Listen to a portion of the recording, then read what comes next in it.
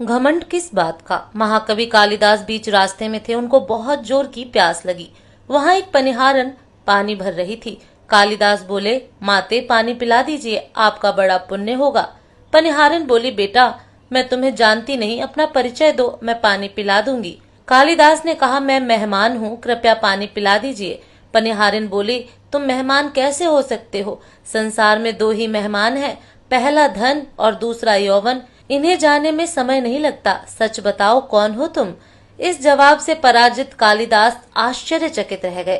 कालिदास बोले, मैं सहनशील हूँ, अब आप पानी पिला दीजिए। पनिहारिन ने कहा, नहीं, सहनशील तो दो ही हैं। पहली धरती, जो पापी पुण्य आत्मा सबका बोझ सहती है, उसकी छाती चीरकर बीज बो देने से भी अनाज के भंडार देती है।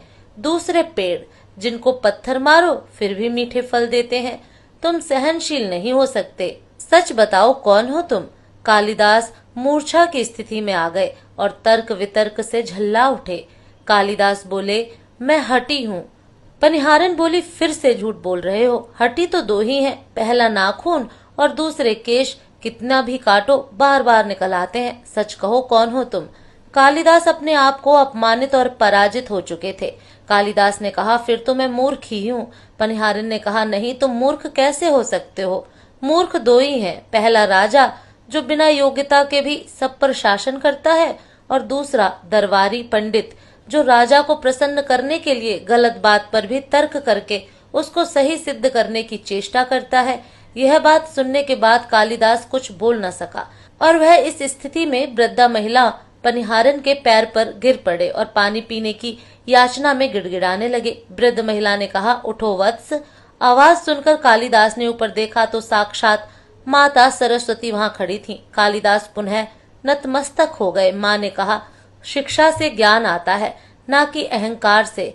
तूने शिक्षा के बल पर प्राप्त मान और प्रतिष्ठा को ही अपनी उपलब्धि मान लिया और अहंकार कर बैठे, इसलिए मुझे तुम्हारी आंखें खोलने के लिए ये सब स्वांग करना पड़ा। कालिदास को अपनी गलती समझ में आ गई और भरपेट पानी पीकर वे आगे चल पड़े।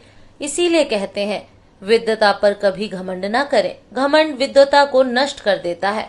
दो चीजों को कभी व्यर्थ नहीं जाने देना चाहिए, अन्न के कड़कों और आनंद के क्षण। घमंड किस बात का करते हो? आप निर्वस्त्र आए थे और निर्वस्त्र ही जाएंगे। आप कमजोर बनकर आए थे और कमजोर बनकर ही जाएंगे।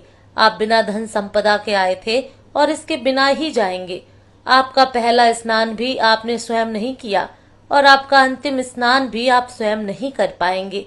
यही सच्चाई है। फिर किस बात का इतना घमंड, और फिर किस बात की इतनी दुर्भावना, किस बात की इतनी खुदगर्जी? इस धरती पर हमारे लिए बहुत ही सीमित समय है और हम मूल्यहीन बातों में बर्बाद कर रहे हैं।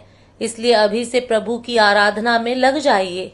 दोस्तों, वीडियो देखने के बाद वीडियो को लाइक और सब्सक्राइब करना ना भूलें। फिर मिलेंगे दोस्तों, तब तक के लिए जय श्री कृष्णा।